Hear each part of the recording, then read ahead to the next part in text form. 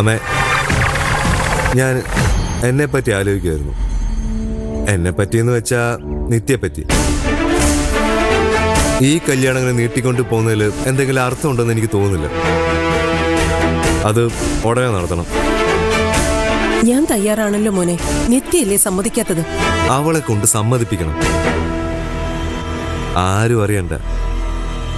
ഈ അമ്പലവും പൂജയും പൂജാരിയും ഒന്നും വേണ്ട. ഇവിടെ വെച്ച് ഞാൻ അവളുടെ കഴുത്തിൽ താലി കെട്ടിക്കോളാം. ഇവിടെ വെച്ചെന്ന് പറയുമ്പോ? ഈ വീട്ടിൽ വെച്ച്. പണ്ടൊക്കെ വീട്ടിൽ വെച്ചായിരുന്നില്ലേ അമ്മ കല്യാണം നടത്തിയിരുന്നത്? അതുപോലെ നമ്മളങ്ങ് ചെയ്യും. എനിക്ക് വിരോധമൊന്നുമില്ല. പക്ഷേ അമ്മ എന്ത് പറയുന്ന? തൽക്കാലം മുത്തശ്ശി ഇതൊന്നും അറിയണ്ട. അറിയാതെങ്ങനെ? അന്നത്തെ ദിവസം മുത്തശ്ശി എന്തെങ്കിലും പറഞ്ഞ് നമുക്ക് ഇവിടുന്ന് മാറ്റാം. അത് വേണ്ട, അമ്മയ്ക്ക് ഇഷ്ടാവില്ല അത്. ഇപ്പൊ അമ്മ മാത്രമേ ഉള്ളൂ എനിക്ക്. അമ്മയും കൂടി പോയാൽ ഞാനിവിടെ ഒറ്റയ്ക്കാവും. ഞാനില്ലമ്മേ. ദേവിക തോപ്പിക്കാൻ ഞാൻ നോക്കിയിട്ട് ഒറ്റ വഴിയെ കാണുന്നു. ഐഡിയ ഒക്കെ കൊള്ളാം. പക്ഷെ നിത്യ അവൾ ഇടഞ്ഞു നിൽക്കല്ലേ. അവളെ കാര്യം പറഞ്ഞ് മനസ്സിലാക്കണം. അല്ല, എന്നെ വേണ്ടെന്ന് അവൾ ഒരിക്കലും പറഞ്ഞിട്ടില്ലല്ലോ. കേസ് കഴിയട്ടെന്നല്ലേ പറഞ്ഞത്. കേസ് വെറും കള്ളക്കേസാണെന്ന് അവളെ പറഞ്ഞ് മനസ്സിലാക്കണം. പറയാനിട്ടാണോ? തലയ്ക്കകത്ത് കേറണ്ടേ? എനിക്കിനി കാത്തിരിക്കാൻ പറ്റില്ല. കല്യാണം ഇവന് അനിശ്ചിതമായിട്ട് നീട്ടിപ്പോയാൽ അതെന്റെ ഭാവിയെ ബാധിക്കുന്നു. അതെനിക്കറിയാം. അമ്മ എത്രയും പെട്ടെന്ന് തീരുമാനം എടുക്കണം.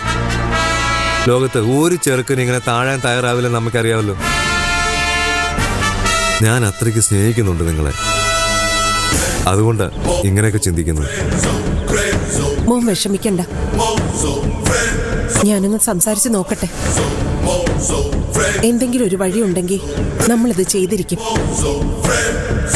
ഉറപ്പൊന്നും തരാൻ എനിക്കിപ്പോ പറ്റില്ല. ശ്രമിച്ചാ മതി.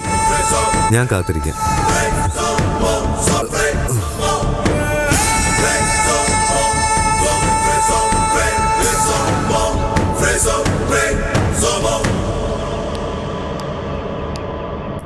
ഞാനാ ദേവിക, പ്രിയയുടെ ഫ്രണ്ട്. ഞാൻ സിദ്ധാർത്ഥൻ, ലോയറാണ്. ഞാനും LLB പാസ്സായതാ. അപ്പോഴേക്ക് സർക്കാർ സർവീസിൽ ജോലി കിട്ടി. ഞാൻ അങ്ങോട്ടേക്ക് പോയി. ഞങ്ങള് വന്നത് പ്രിയ പറഞ്ഞ് കുറച്ചൊക്കെ എനിക്കറിയാം. വിഷ്ണു അല്ലേ? അതെ. അവനെക്കുറിച്ചുള്ള കുറച്ച് വിവരങ്ങൾ വേണം. എന്തു പറ്റി? നിങ്ങളും അവൻ്റെ കെണിപ്പെട്ടോ? ഇതുവരെ വീണിട്ടില്ല. പക്ഷെ വീണേന്. ഞങ്ങള് ഭാഗ്യം കൊണ്ടാണ് രക്ഷപ്പെട്ടത്. ഫുൾ തരികടയാ, സൂക്ഷിക്കണം. അവൻ LLB പാസ്സായിട്ടില്ലേ? എവിടുന്ന്? മര്യാദയ്ക്ക് കോളേജിൽ പോലും പോയില്ലായിരുന്നു. ഏത് നേരം നോക്കിയാലും കാശിന് വേണ്ടി ഇങ്ങനെ ഓടുന്ന കാണാം. ഞാൻ കരുതിയത് അവൻ സെറ്റിലായി കാണുമെന്നാ. എവിടെന്ന്?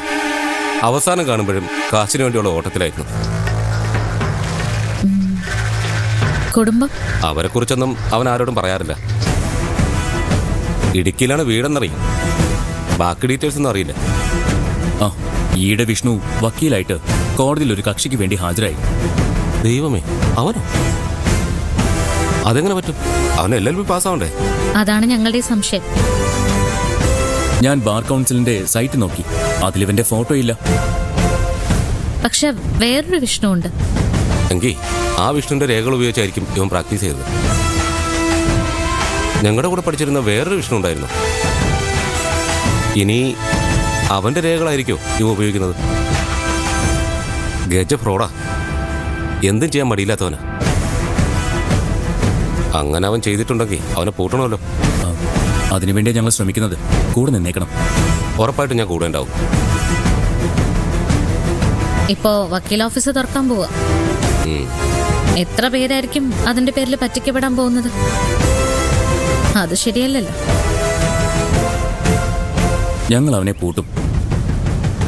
അതുകൊണ്ട് തൽക്കാലം ഞങ്ങൾ വന്ന വിവരം ആരോടും പറയണ്ട. ഏയ്, ഞാൻ പറയില്ല. എന്നാ പിന്നെ ഞങ്ങൾ വരട്ടെ. താങ്ക്സ്. ആ